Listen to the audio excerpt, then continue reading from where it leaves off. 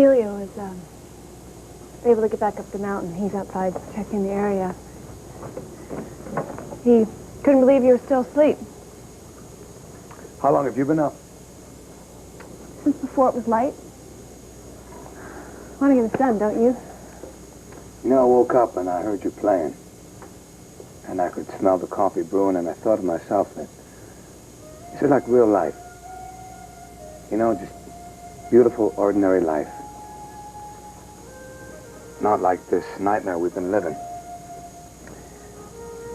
So I was hoping that maybe we could hold on to this peaceful moment for just a little longer. So much for my peaceful moment. We're here to remember and put down on tape what happened on Inniscrag. You slept all morning. You're planning on staying till spring? Grant me something, Margaret. Can you do that? Can you please hear me when I tell you that I never meant to put you in danger or to hurt you? And I know that's all I've done, and I'm more sorry than I can say. To have your good name trampled on by those filthy newspapers, and I'm sorry that your fiancé ever had to find out about you and me. I'm not asking you to forget all the pain that I've caused you or to forgive me. But do you think that maybe until this work is done, we can perhaps be pleasant to one another? Try the occasional smile, maybe. You know, we're here to try to stop an assassination attempt. And you want to treat this like what? A little getaway weekend in the mountains? You live in a world of poetry, and I don't want to be dragged back into it. So no. I don't want to be pleasant. I don't feel like smiling. I want to get back to work, and I want this over with. That's why I have a question. Why couldn't you two talk at the end? Why do you have to drag you to the ruined church? Patrick? Oh, I'm sorry. Oh, boy.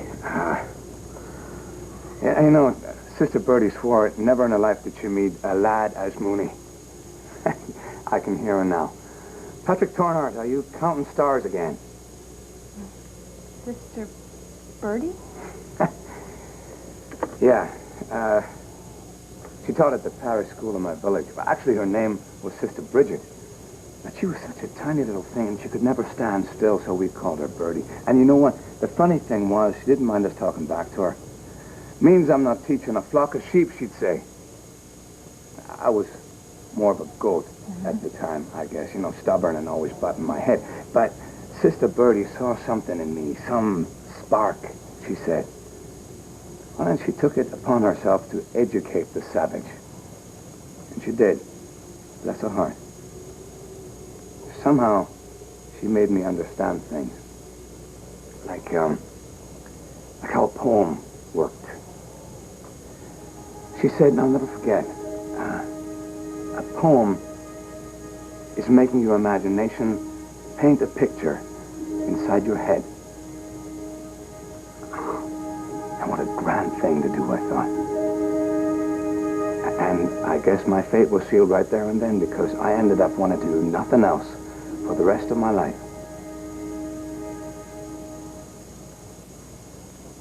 Yeah, you're looking at me like I'm daft.